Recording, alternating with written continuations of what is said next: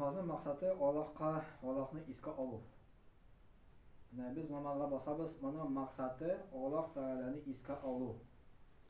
Bu fizik ko'nikuvlargina tugul. Namazning tub maqsadi Alloh taolani esga oluv. Bizni yo'qdan bor qilishi, o'zini ega bo'lmagan ne'matlarida yashatuvchi Rabbimiz Allohga barcha maqtov ulug'larimiz bo'lsin. Amin. U bizlarni millionlagan bandalarni orasına so'ylab, bizga o'zining eng zo'r ne'matini berdi, qalblarida bizga iymon berdi degan. Alloh taolo o'zining bandasine bergan eng zo'r ne'mat u bo'la iymon ne'mati ekan. U bo'la hidoyat, u bo'la tavfiq. Hidoyat, tavfiq, ne'mat bularga u namoz o'qu, Ramazon oyida ro'za tutuv, mümkünçilik bo'lsa xo'sh qilib zakatini to'lav. Bu iymon ne'mati deb ataladi. Bu Alloh taolo o'zidan o'zi so'ylab ayrim kishilarga bera bu ne'matni. Boylik ne'matini Alloh taolo kafirga da bera, musulmonga da bera. Hamma iymonning ne'mati ayrim so'ylab, shunday ne'matni bera ekan. Ondan da zo'r ne'mat yo'q. Chunki shu iymon bilan biz ko'chamiz oxiratga. Onda menga bizning turmushimiz keta, yeysa jannat, yeysa tamoq. Agarda biz iymonimiz bilan ketsak, la ilaha illalloh Muhammad rasululloh bilan, u hatta biz menga ijmoga kiramiz inshaalloh. Kim shu iymondan mahrum qola ekan, u menga ijmoqdan mahrum qola. Hatta bu dunyoda da u Alloh taolaning yordamsiz qola, ham baxtsiz bo'ladi. Shaharlarda, avvallarda indi bir hazrat etmişli, manaral ko'tarildi, masjidlar solindi. Bir Qozondagina hozir 80 masjiddan ko'proq deb aytadilar. Sovet zamonida bek az edi. Mana Rizaddin bin Faxriddin bir hazrat aytmişi o'zining kitobida yoza. Rizaddin bin Faxriddin yashagan Stalin zamonlarında. Rizaddin bin Faxriddin o bo'la tatarlarning islom din bo'yicha g'olimi bo'ladi. Onun ilmi bek ko'p bo'ladi. O mufti, Rossiyaning muftiyasi bo'ladi Stalin vaqtida. Shu o'zining kitobida yoza, u zamonında manoralar kiskenler, masjidlar yopilgan. Men hozir kitobni yozamen dedi, umidlanmayman dedi, shularni kimdir o'qir deb. Ular nindi avur zamonda yashaganlar. Bugun kunda bizning endi hozir manoralar ko'tariladi, masjidlar solina. Bu bek siyinish narsa. Bu Alloh taolo dinni ochdi demak bizga. Bu bek zo'r ne'mat.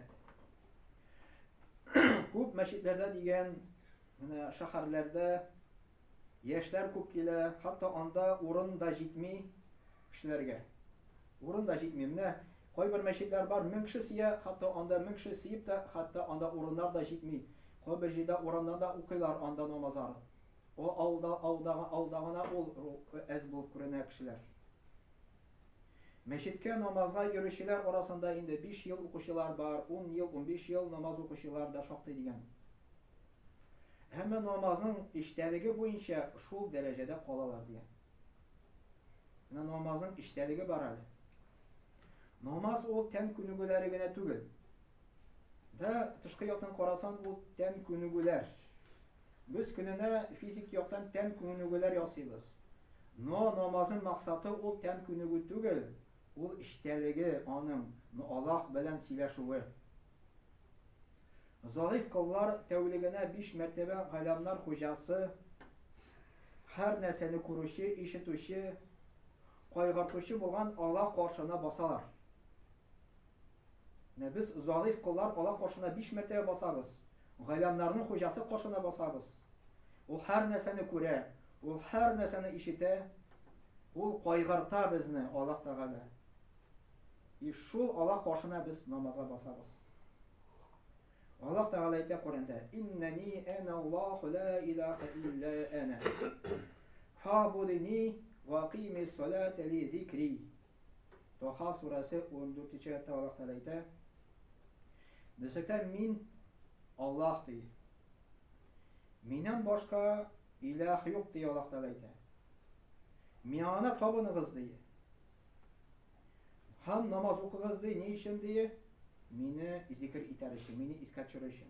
Toha surasında Allah Teala ayta. Şu ayette Allah Teala ayta namazın maksatını anlata, meni iskat çürür için namaz okıгыз diye. Kim 5 vakit namaz okuy, ol Allah Teala'nı 5 tapkır iskat çüreyken.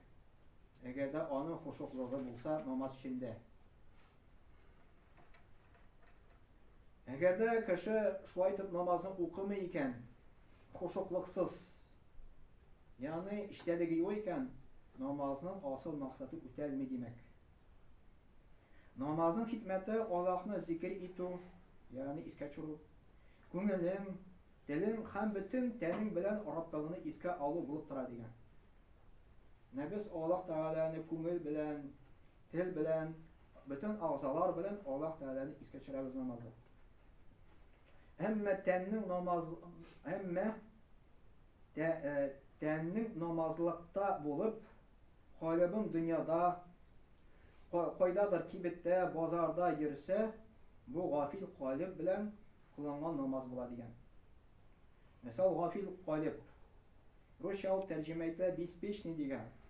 Tatarça bulaydı iktibarsız kalb. İktibarsız. Yani biz namazga bastık, ama dünya turunda oyluyuz. Bizim kalbimiz, bizim yüreğimiz gafil bula. Allah turunda oyla mı iktibarsız bula diyen söz. Allah Teala ayta ve la takun minel gafilin. El-Araf surası 205. ayette. Gafillerden bulma diyor Allah Teala ayta. Abu Darda topşıran hadiste Peygamber Muhammed sallallahu aleyhi ve sellem aytti. Avvalu şey'in yurfa'u min hadihi'l ummeti el-huşu. Hatta la tara fiha khashi'an.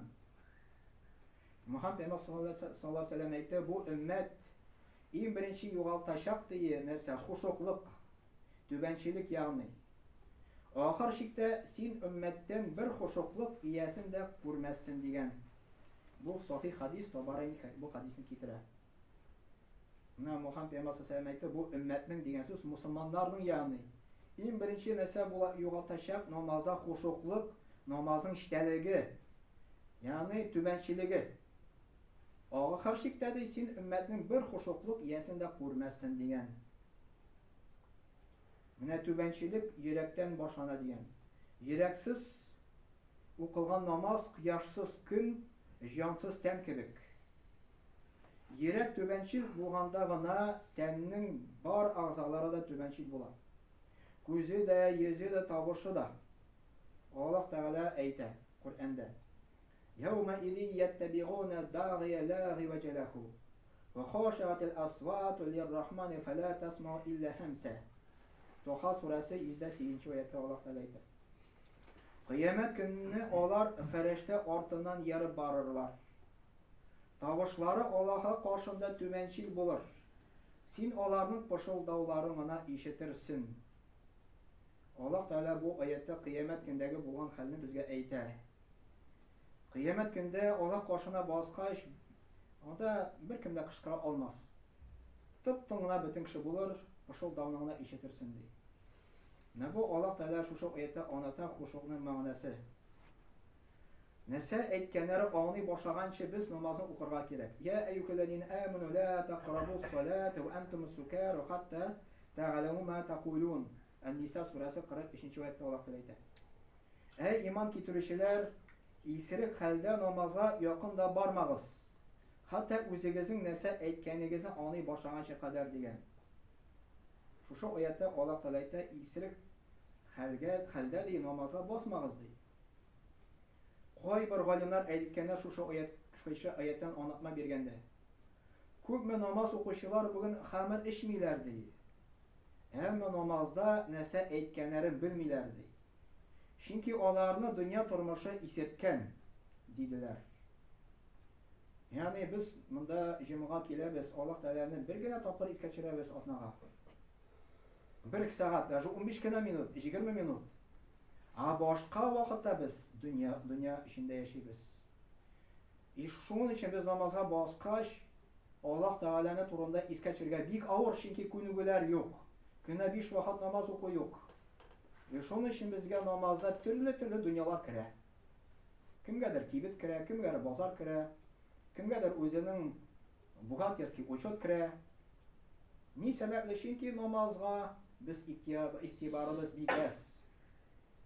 Нәрсә укыганын белмәү сәбәпле кешенең намазда бик тиз фикере чуала, гыйбадәтнең тәме югала, һәм кеше бу гыйбадәтне үз өстеннән төшерү өчен генә кыла кебек тоела дигән.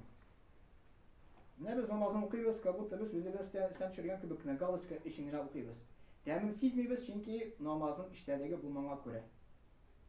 Ни өчен бала оныкларыбыз белән аралашу тәнгә рәхәт, күңелгә ял китерә дигән.